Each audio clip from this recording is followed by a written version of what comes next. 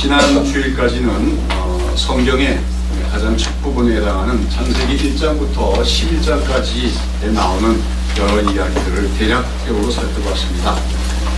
말씀드렸는데 창세기 1장부터 11장까지 기록을 무슨 역사라고 한다고 했습니까? 원역사다 그렇게 한다고 했죠. 이 원역사란 말은 구속역사라고 하는 말과 대조가 되는 말인데 성경 전체는 말 구속역사를 기록하고 있습니다. 근데 이 원역사라는 것은 이 구속역사라는 말과 대조해서 인류 전체에게 보편적으로 해당이 되는 원초적 역사라고 하는 말입니다. 그래서 여기 원역사에는 우주 만물의 창조와 인간의 창조, 그 다음에 인간의 범죄와 타락, 그 다음에 또 노아의 대홍수와 바벨탑 사건으로 인한 인류의 분산 등 그야말로 아주 거대한 사건들이 인류사적인 사건들이 기록되어 있습니다. 자, 그런데 이처럼 거대한 원역사의 모든 이야기들은 이제 창세기 11장 말미에 가서 아브라함이라는 한 사람의 이야기로 이어지고 있는 것을 우리가 볼 수가 있습니다. 다시 말해서 이 창세기 1장부터 11장에 나오는 그 아주 크고 거대한 사건들이 이야기가 나왔습니다만 그 모든 이야기들은 이제 그 아브라함이라는 한 사람을 하나님 부르셔서 그와 언약을 맺으시는 이야기에 대한 배경화면과 같은 것이라고 할 수가 있습니다. 영화 예를 하나 들으면 이런 영화 있을 수가 있겠지요. 우리 어떤 영화관에 가서 영화를 보는데 쫙 시작이 되고 나서 엄청난 큰 전쟁의 그런 장면이 나타납니다. 이 나라와 저 나라가 막 피 터지는 싸움을 하고 큰 그런 스펙타클한 전쟁의 장면이 보여졌어요. 한참 그 장면이 있다가 전쟁이 끝나고 나서 장면이 바뀝니다.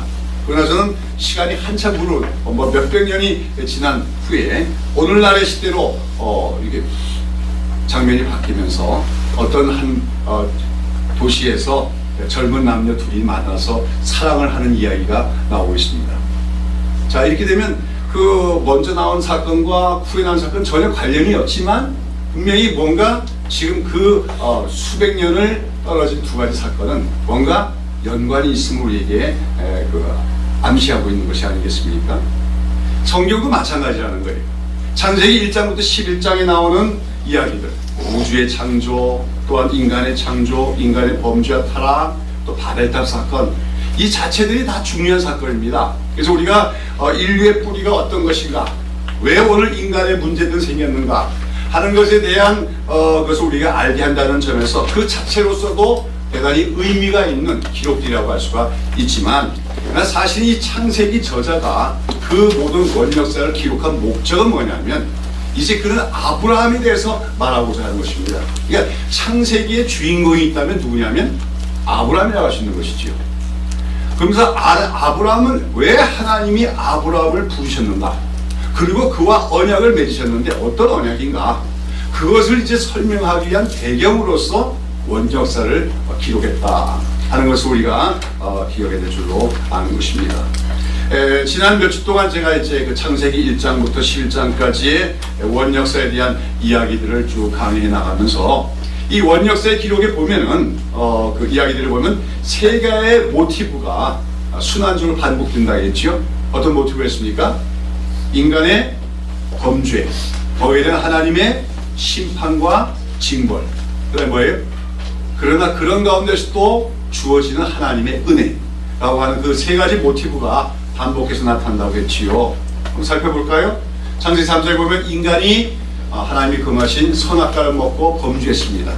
거기에 대해서 인간이 정령 죽으리라 하는 하나님의 그 말씀대로 그들에게 죽음과 저주가 찾아왔습니다. 그 에덴 동산에서 쫓겨납니다. 그러나 그런 가운데서 하나님께서는 인간들에게 뭡니까? 장차 여자의 후손이 와서 그들을 구원하시려고 하는 것과 더불어 가죽옷의 계시를 통해서 그들이 구원받을 수 있는 길을 보여주십니다. 그런 은혜를 베풀어 주시죠. 창세기 4장에 보면 또 최초의 살인사건으로서 가인이 자기 형제인 아우인 아벨을 죽인 사건이 있고, 그로 말미암아 그가 땅에서 추방을 당하고 그 땅이 저주를 받는 하나님의 징벌이 시행이 됩니다. 그러나 그런 가운데서도 하나님께서는 그 범죄한 가인을 죽이시지 않고 그를 보존해 주시면 오히려 그 아담을 그 가인을 해치고자 하는 자에게 하나님께서 저주하시겠다고, 징벌하시겠다고 하는 그런 보호의 약속을 주시고 있는 것을 봅니다. 그러고 나서 이제 창세기 6장에 가면 어떻게 됩니까? 참 인간들이 비록 범죄했지만 그래도 인간들이 번성하게 됐어요.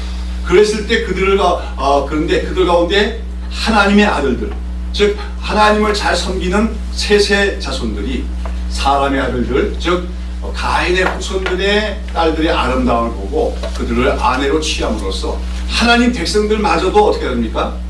그 신앙적인 순전성을 상실하고 온 땅이 폐역하고 죄로 관영된 세상이 되고 말았습니다.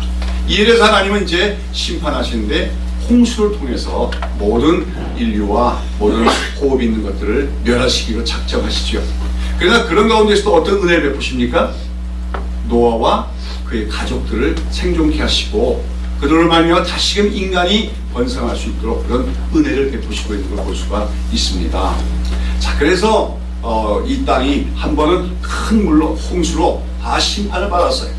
그러나 그 후에 하나님은 노아의 가족으로 말미암아 다시 번성하게 됐는데, 자, 이번엔 또 어떤 일이 일어납니까? 또다시 이 인간들이 또 범죄하죠. 어떤 범죄입니까? 신할 평지라고 하는 곳에 모여서 뭐라고 합니까? 자, 우리가 성과 대를 높이 쌓아서 우리 이름을 내고 흩어짐을 면하자. 무슨 말입니까? 인간들이 하나님의 이름을 내는 것이 아니라 인간 자신들의 이름을 날리면서 또한 어떡합니까? 하나님께서는 인간들에게 흩어져라고 했지요. 온 땅에 충만하여 번성하라고 했지만 그런 하나님의 명령을 거스르면서 우리가 흩어지지 말고 한데 모여서 함께 살자. 이렇게 그들은 교만하게 말합니다. 이것은 한마디로 하나님께 대한 반역이고 하나님께 대한 도전이었다고 얘기할 수가 있습니다. 이러한 인간들에 대해서 이제 하나님은 어떤 징벌을 시행하십니까? 그들에게 하나였던 언어를 혼잡케 하심으로 그 언어에 혼잡이 오니까 할 수 없이 그들은 어떡합니까? 흩어질 수밖에 없었다. 그것이 하나님의 심판이었지요. 물론 그 자체가 또 하나님의 은혜이기도 하지요. 왜냐하면 자멸하지 않도록 하시는 것이 또 있습니다. 자, 그러나 여하튼 여기 보면 또다시 이제 어떤 모티브가 반복되고 있는 겁니까? 인간의 범죄, 바벨탑 사건이나 인간의 범죄, 거기다 하나님의 심판으로 언어에 혼잡하게 된 이러한 그 하나의 심판이 있죠. 그럼 이제 뭐가 또 주어져야 됩니까? 하나님의 은혜가 나타나야 되죠. 그럼 이 바벨탑 사건에 대한 하나님의 심판 이후에 그들에게 주어지는 은혜가 뭘까요? 그것이 바로 아브라함이라고 하는 겁니다. 아브라함 바로 바벨탑 사건으로 말미암아 온 땅에 흩어져 있는 인간들. 그러나 그런 가운데서도 하나님께서는 그처럼 반복해서 계속해서 하나님을 거스리며 죄악을 짓는 인간들에게 대해서 나 질렸다, 이 인간들 내가 포기해야겠다 하시는 것이 아니라 하나님께서는 그래도 그들을 구원하시고자 하는 계획을 세우시고 그 계획을 이루시기 위해서 어떻게 합니까? 아브라함이라는 사람을 부르신다. 그것이 바로 이제 창세기 11장부터 나타난 하나님의 은혜라고 하는 것이죠. 마치 온 땅이 죄악으로 관영했을 때 모든 인류들을 멸하시면서도 노아와 그 가정을 남은 자로 남기셔서 인간이 생존하게 했던 하나님께서는 이제 또다시 바벨탑 사건 이후에 온 땅에 흩어진 인간들, 그러나 그런 가운데서도 하나님께서는 아브라함이라고 하는 사람을 남은 자로 부르시고 이제 그와 언약을 세우시며 그를 통해서 하나님의 구원 계획을 이루시고자 한다고 하는 것이죠. 우리가 이제 창세기부터 1장부터 12장까지 쭉 보시면은 여기서 중요한 것이 바로 하나님의 구원 계획입니다. 최초의 하나님의 구원에 대한 약속이 나타나는 말씀이 바로 원시복음에서 창세기 3장 15절이지요. 바로 하나님께서 장차 여자의 후손이 오셔서 인간들이 범죄하게 된 그 배후 세력인 사탄, 뱀의 머리를 깨뜨리시려고 하는 약속을 주십니다. 그것이 이제 바로 은혜 언약의 시작이죠. 하나님의 은혜 언약의 시작인데 그런 하나님의 은혜 언약을 좀 더 구체화시켜 나가는 하나님의 언약, 그 여자의 후손 언약이 좀 더 발전된 형태로 나타나게 되는 것이 바로 아브라함 언약입니다. 즉 하나님은 아브라함을 부르시고 아브라함과 맺으신 언약을 통해서 이제 그 모든 인류를 구원하실 계획을 좀 더 발전시켜 나가게 되시는 것이지요. 그래서 오늘 본문의 1절 보면은 11장의 말미에는 바로 그 바벨탑 이후에 모든 인류들이 흩어졌는데 그 속에서 뭡니까? 셈의 후손으로서 특별히 아브라함의 가문이 어떤 뿌리를 갖고 있는 걸 갖다 보여주는 아브라함의 그 족보가 나오죠. 그리고 12장에 보면 이제 본격적으로 하나님께서 아브라함을 부르신 이야기와 이제 그 위에는 아브라함에 관한 얘기가 쭉 이어지게 됩니다.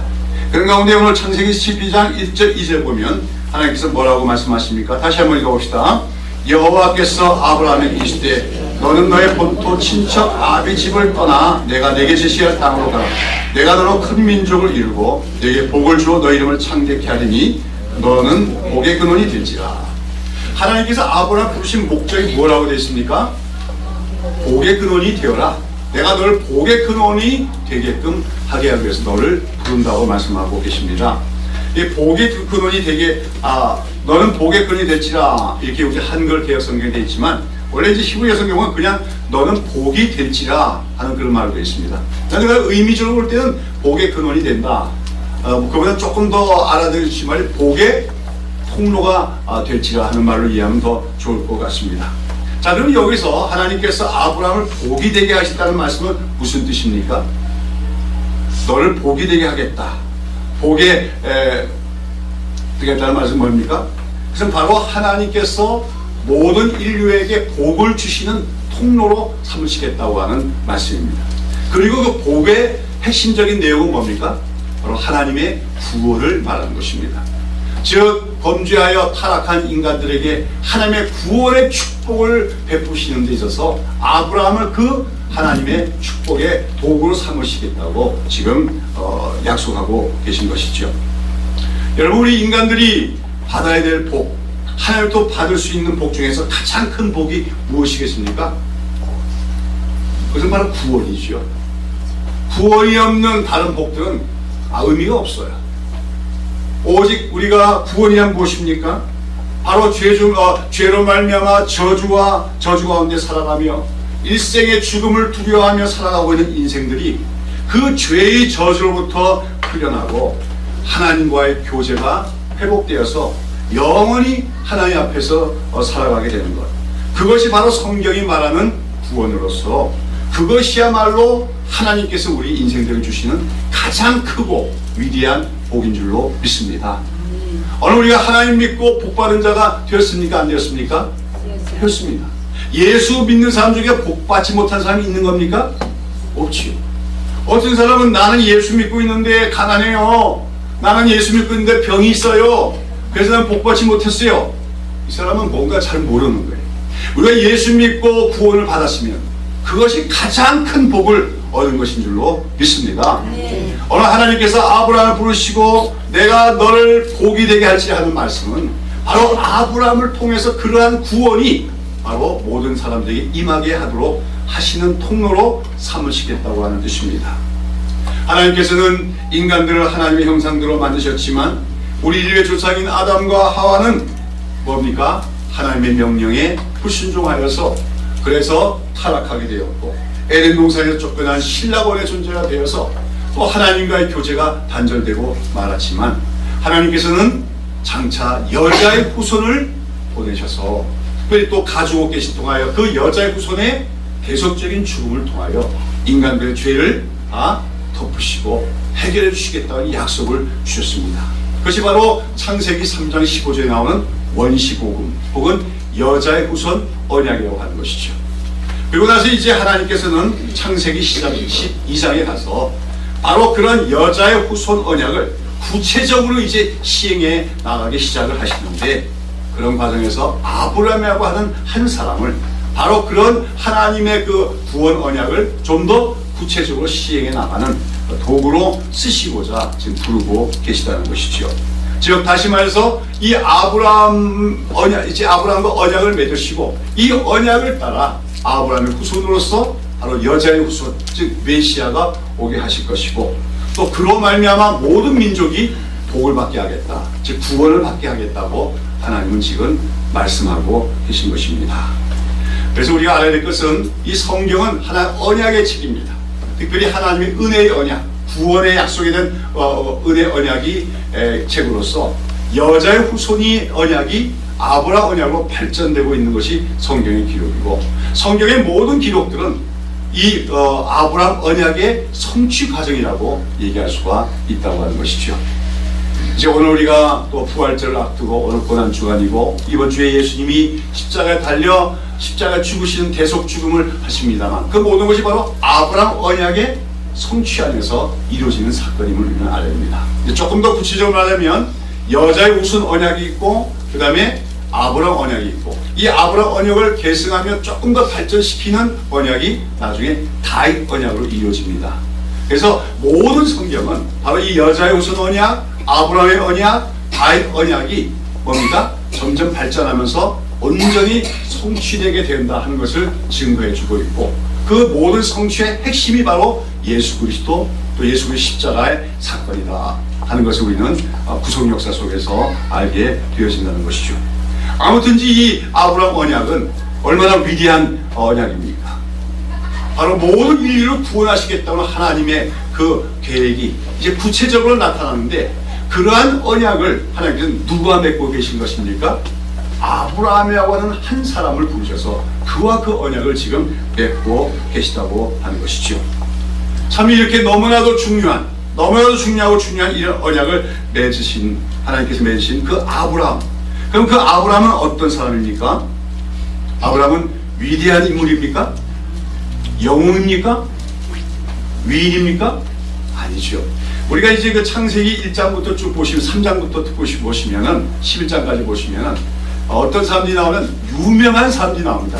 당대 유명한 사람들. 그렇죠? 바로 노아 홍수 당시에는 네피림들, 그들이 유명한 자였습니다. 그 다음에 또 바벨탑을 쌓을 때는 니므롯과 같은 자들이 유명한 자들이었습니다. 그럼 무엇으로 유명한 자들입니까? 힘으로, 그렇죠? 그들의 인간적인 능력으로 유명하게 됐던 자들입니다. 그러나 그들로 말미암아 오히려 인간들은 더 죄악적인 사회가 만들어지게 되었고, 그로 말미암아 하나님의 심판을 받게 되었다고 하는 것이죠.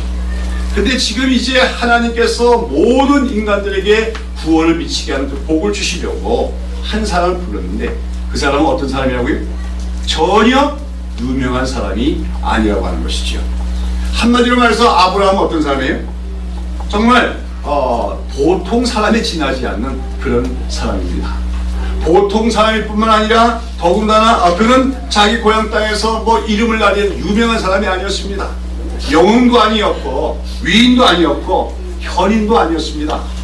그저 그냥 먹고 살기에 급급한 그런 사람이었어요. 일개 소시민이고 보통 사람이 지나지 않았다고 하는 것입니다. 이 때문에 사실은 오늘 여기 보면 11장에서부터 보면 그 아브라함과 그의 가족들이 어디를 떠납니까? 갈대아 우르라고 하는 원래 자기가 살던 땅을 떠나서 하란으로 왔다가 거기서 이제 또 어디로 옮겨갑니까? 가나안 땅으로 이주해 가는 이야기가 나오고 있는데, 이처럼 아브라함과 그의 가족들이 그 이주하는 이야기는 어떻게 보면 앞서 나온 얘기들, 뭡니까? 노아 홍수 얘기, 바벨탑 사건들의 그 큰 이야기에 비하면 너무나 사소한 이야기에 지나지 않는다고 얘기할 수 있을 거예요. 그렇죠? 그러니까 말하자면 신문, 지방신문이 있다면 지방신문에 뭐 모퉁이에도 기록되지 않을, 보도되지 않을 그런 작은 사건입니다. 그러나 하나님은 그 작은 사건과 같은 아브라함의 그 자기 고향 땅을 떠나는 사건을 통하여서 하나님의 구원 계획은 이제 본격적으로 시동이 되고 있다 하는 것을 성경은 말해주고 있다고 하는 것입니다. 아브라함은 한마디로 특별한 사람이 아닙니다. 유명한 사람이 아닙니다. 어떤 영웅이 아닙니다. 그냥 보통 사람이 지나지 않습니다. 뿐만 아니라 성경을 보면 그는 원래 고향인 갈대아 우르에 살 때는 하나님을 알지 못하고 여호와 하나님을 알지 못하고 우상을 섬기던 사람이었다 하는 것을 우리가 발견하게 됩니다.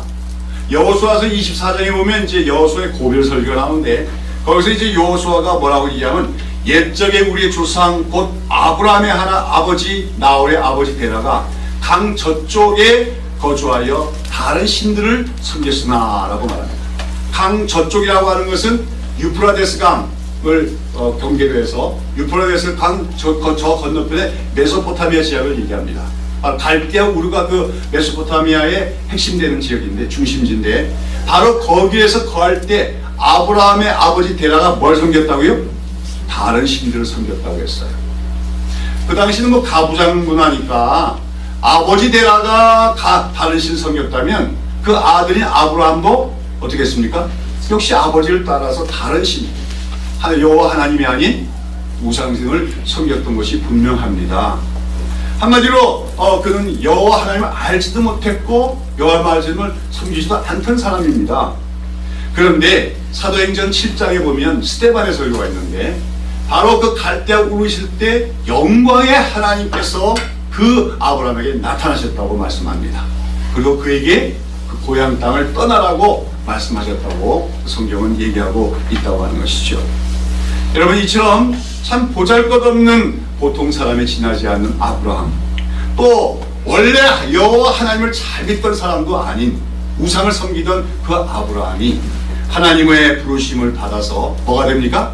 복의 통로가 되는, 바로 하나님의 그 위대한 구원 계획의 중요한 도구로서 쓰임받게 된다는 얘기는 우리에게 무엇을 말해줍니까?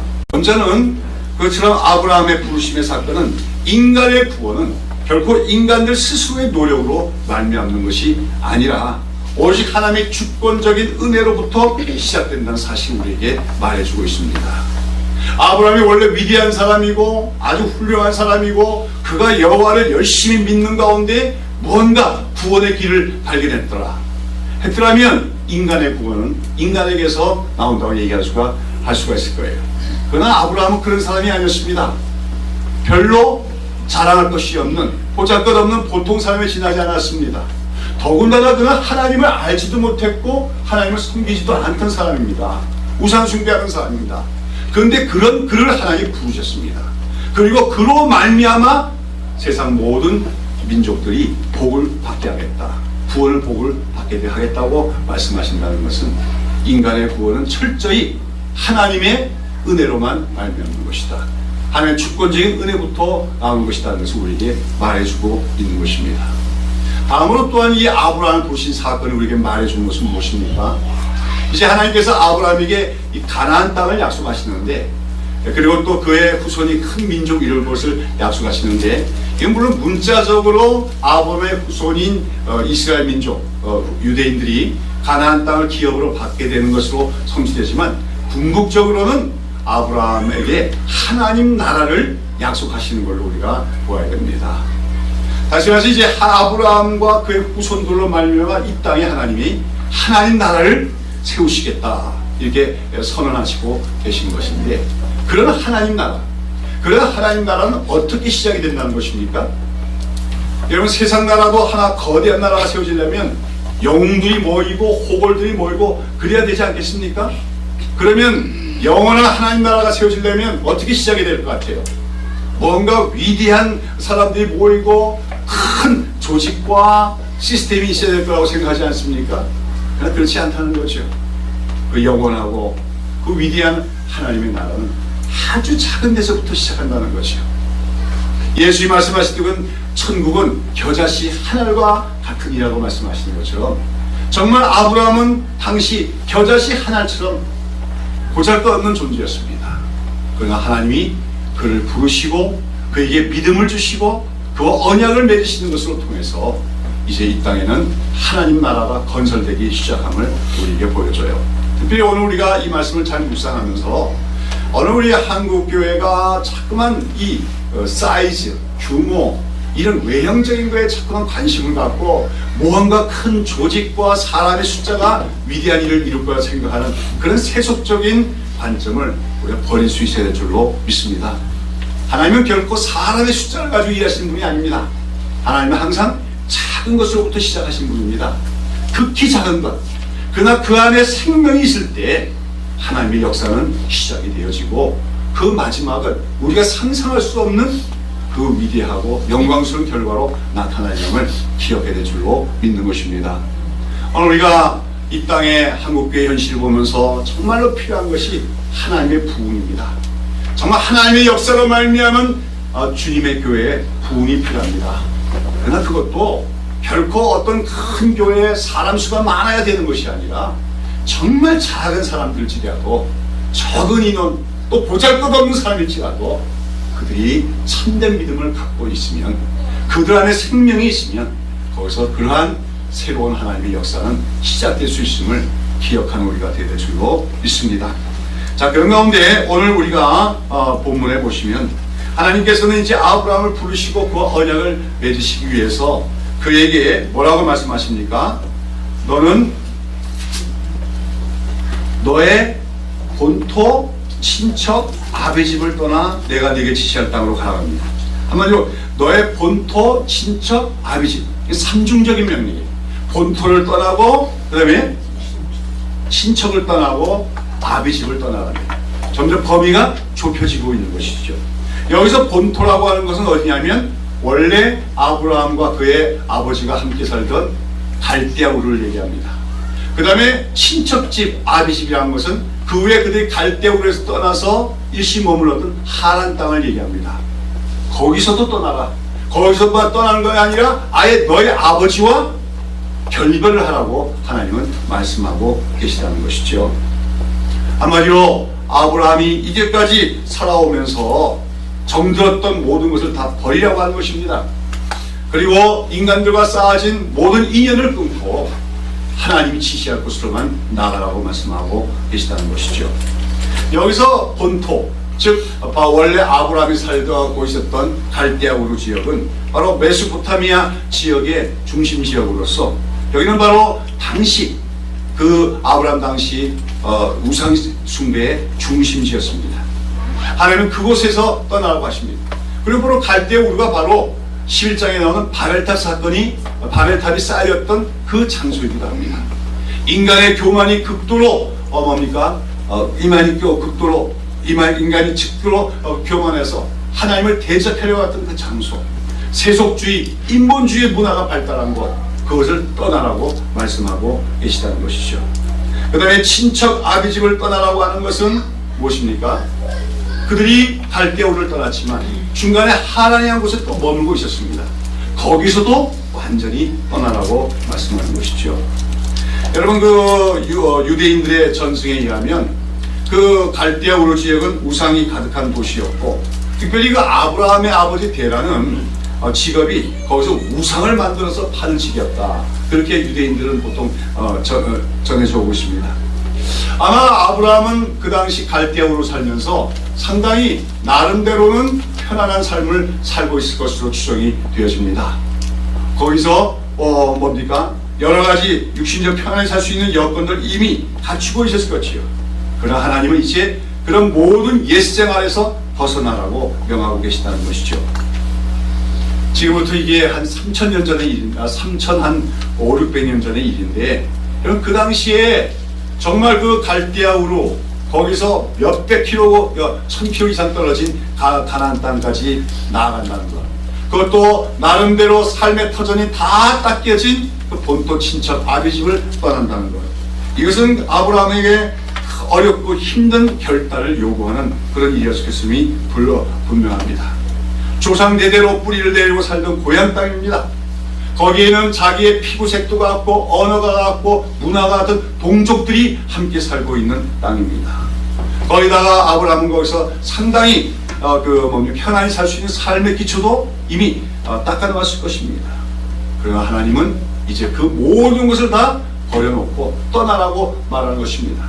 나그네가 되라고 말씀하시는 것입니다. 그러나 아브라함은 그런 하나님의 명령에 순종을 했습니다. 본토 친척 아비 집을 떠났습니다. 그리고 그로 말미암아 그는 이제 하나님의 부르심을 받은 믿음의 조상이 되었고, 하나님은 바로 그런 아브라함과 언약을 세우시고 그 언약을 따라 이제 하나님의 구원 계획은 성취되어 가기 시작하는 것입니다. 사랑하는 여러분, 오늘 이처럼 하나님께서 아브라함을 부르신 이야기, 그 속에서 하나님께서 아브라함에 명하시기를 너는 본토 친척 아비 집을 떠나서 내가 너희의 지시할 땅으로 가라고 하는 그 말씀을 통해서 오늘도 우리가 하나님을 믿는 신앙의 삶은 바로 버리고 떠나는 데서 시작되는 것이다. 하는 것을 우리가 깨달을 줄로 믿습니다. 오늘 우리는 그리스도인들, 하나님 믿는 사람을 성도라고 합니다. 성도란 말은 뭐죠? 구별된 존재들이라는 거예요. 구별됐다는 건 뭡니까? 세상과 구별된 것을 얘기합니다. 우리는 다 예수님을 알기 전에는, 하나님의 구원을 받기 전에는 세상에 익숙하던 사람입니다. 세상 문화, 세상적인 사고방식, 세속적인 가치관에 익숙하고 그것이 우리가 몸에 익숙해진 사람들입니다. 그런데 하나님은 이제 우리가 하나님 백성으로 살아가기 위해서는, 특별히 하나님께서 너는 복이 될지니라, 복의 근원이 될지라고 말씀하시는데, 우리도 복의 근원이 되기 위해서는 우리에게 그 정든 모든 것들, 기득권이라고 얘기할 수도 있겠지요. 기존의 모든 생활, 가치관, 이런 걸 다 버리고 떠나야만 된다고 하는 것을 하나님은 말씀하고 계신다는 것이죠. 오늘 우리가 영적으로 얼마나 깊이 있는 생활을 할 수 있는가, 우리가 얼마나 참 하나님이 사용하시기에 만한 그런 복의 근원처럼 살아갈 것인가 하는 것은 우리가 얼마나 많이 버렸는가, 우리가 얼마나 많이 떠나왔는가, 이게 달려있다고 할 수가 있다고 하는 것이죠. 많은 사람이 오늘 거기서 본토 친척 아비집을 완전히 벗어나지는 못한 가운데 하나님을 믿노라고 합니다. 그렇기 때문에 그 신앙생활은 제대로 된 신앙생활이 될 수가 없고, 깊이 있는 영적인 생활을 누릴 수가 없고, 하나님의 축복의 도구가 될 수가 없을 때가 많다는 거지요. 오늘 우리가 본문을 가만히 보시면 11장에 보시면은 원래 그 아브라함이 하나님의 부르심을 받는 것이 2차에 걸쳐서 부르심을 받았다는 걸 알 수가 있습니다. 사도행전 7장에 보면 바로 그 스데반의 설교가 나오는데, 스데반의 설교에 보면 아브라함의 갈대아 우르 있을 때 우상을 섬기던 아브라함에게 영광의 하나님이 나타나셨다고 얘기합니다.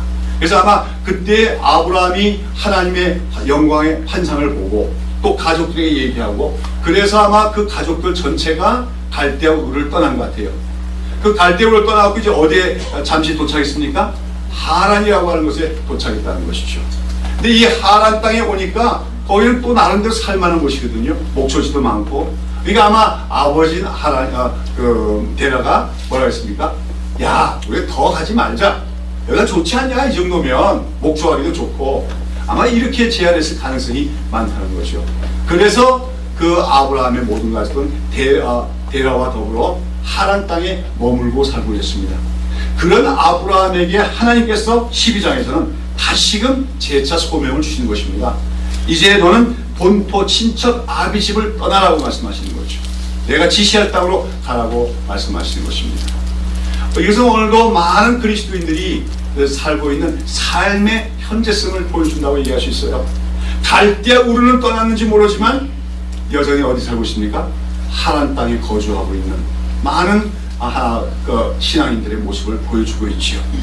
하나님이 주실 그 거룩한 땅, 하나님이 지시할 땅, 바로 하나님 나라로 나가지 못하고 세상과 하나님 나라 사이에 그 경계선에 있는 그곳에 두 다리를 얹고 살아가고 있는 그런 어정쩡한 신앙의 모습의 하나의 그림이라고 할 수가 있습니다. 그러한 아브라함에게 하나님 뭐랍니까? 이제 본토 친척 아비집을 완전히 떠나라고 말씀하십니다. 그리고 내가 너의 지시할 땅으로 가라고 얘기합니다. 여기서 이제 아브라함은 순종하게 되어지고, 그로 말미암아 그는 가나안 땅에 들어가게 되었다는 것이죠. 자, 여러분, 오늘도 우리가 하나님과 더 긴밀한 관계가 맺고 하나님이 주시는 그 영적인 은혜 속으로 더 깊이 들어가고 하나님 나라에 그 더 깊이 들어가기 위해서는 우리가 더 멀리 떠나고 더 많이 버리는 그런 역사가 우리에게 있어야 될 줄로 믿습니다. 인간관계뿐만 아니라 세속적인 가치관, 또 잘못된 습관, 이 모든 걸 우리가 버리면 버릴수록, 떠나면 떠날수록 우리는 하나님께 더 가까이 갈 수 있음을 기억해야 될 줄로 믿는 것입니다. 자, 근데 여러분 오늘 여기 보시면은 아브라함이 특별히 중요한 것은 이처럼 아브라함이 하나님의 부르심을 받고 새로운 곳으로 나아갈 때 그가 무엇을 쫓아갔다고 했습니까? 4절에 보면 이에 아브라함이 여호와의 말씀을 쫓아갔고 했습니다. 중요한 것은 아브라함이 가나안 땅으로 갔는데 이주했는데 그것이 자신의 어떤 인생 계획에 의한 것이 아니라 여호와의 말씀을 쫓아갔다는 한 것이었다고 하는 것입니다. 오늘 우리는 우리의 인생 계획을 세우고 우리의 어떤 마스터 플랜을 통해서 따라 산 사람이 아님을 알립니다. 우리 모든 삶에서 하나님의 인도하심을 구하며 그 인도하심을 따라 살아가는 하나님 백성이 되어야 됩니다. 여러분, 하나님의 말씀은 죽어있는 것이 아닙니다. 하나님의 말씀은 오늘도 살아있고 역사하시는 능력 있는 말씀임을 기억하시기를 바랍니다. 오늘 여러분의 모든 삶에서 하나님의 인도하심을 구하십시오. 기도하십시오. 크고 작은 모든 일에 하나님이 말씀해 주시기를 기도하십시오. 그러면서 말씀을 묵상해 나갈 때 하나님께서 반드시 말씀 속에서 우리를 올바른 길로, 가야 될 길로 인도해 주신 줄로 믿습니다. 저는 그 찬송을 참 좋아하는데, 내일 일은 난 몰라요, 하루하루 살아요. 이 찬송가 세상 사람들이 보기에는 참 그거 맥 빠진 노래 아닙니까? 내일은 하나도 모른다. 그러나 그 찬송처럼 은혜가 되는 것이 없어요. 내일은 난 몰라요, 하루하루 살아요. 그러나 내일을 누구나 아십니까? 하나님은 아십니다. 그런 가운데 우리가 하루하루 하나님을 의지하여 살아갈 때 하나님 말씀을 통하여 우리를 전혀 우리가 기대하지 않았던 새로운 곳으로 인도해 주시는 분이심을 기억해야 될 줄로 믿습니다. 아무튼 아브라함은 하나님의 말씀을 쫓아 나아갔고, 그로 말미암아 그는 하나님과 언약을 맺은 복의 근원이 될 수가 있었다고 하는 것이죠. 이처럼 아브라함이 하나님의 말씀을 쫓아 본토 친척 아비 집을 떠났을 때 하나님께서는 그에게 어떠한 축복을 약속해 주십니까? 자, 오늘 보면 2절 보면 뭐라 합니까? 내가 너로 큰 민족을 이루고 내게 복을 주어 내 이름을 창대케 하니 너는 복의 근원이 될지라.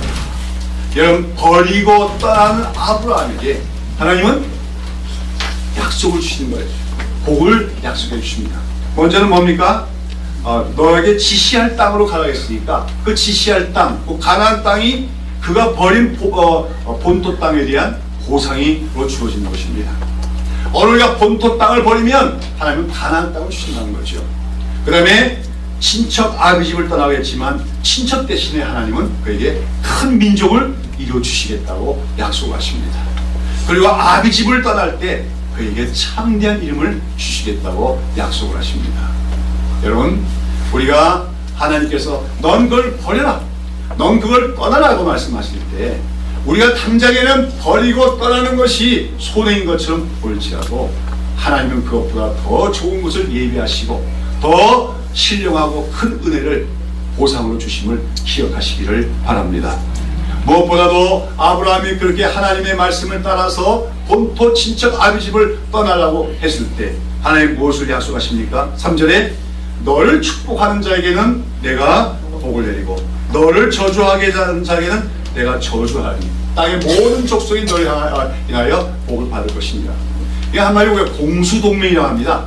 전쟁이 났을 때 함께 싸워주고 함께 방어하는 걸 공수동맹이라고 하죠. 근데 누가 아브라함의 공수동맹자가 되겠다는 거예요? 여호와 하나님이 아브라함과 공수동맹을 맺은 분이 되겠다는 거예요. 하나님이 나의 동맹군이 되시면은 그 세상에 두려울 게 뭐 있습니까? 아무리 몇 천만 명의 군대가 날 대적할지 두려울 것이 없는 것은 여호와 하나님이 나와 공수동맹을 맺은 분이 되신다는 것이죠. 오늘도 우리가 세상을 살아가면서 이 확신을 갖고 살아가는 주의 백성이 될 줄로 믿습니다. 천만이 일어나 나를 대적할지라도 내가 두려워하지 않은 것은 여호와께서 나와 함께 하십니다. 하나님이 나와 함께 동맹을 맺어주시기 때문에 나를 대적할 자가 없다. 이 확신 속에 거하는 주의 백성들이 되어야 될 줄로 믿는 것입니다. 사랑하는 여러분, 오늘 우리가 이 창세기 12장에서 하나님께서 아브라함이라고 하는 정말 보잘것없는 정말 평범하고 보통 삶에 지나지 않는, 그리고 이전에는 여호와 하나님을 알지도 못했던 그런 한 사람 불러서 뭐예요? 언약을 세우시고 복의 근원으로 삼으시고자 하는 이 이야기는 오늘 우리에게도 그대로 적용이 되는 이야기라고 할 수가 있는 줄로 믿습니다. 성경은 아브라함을 우리 믿음의 조상이라고 얘기합니다.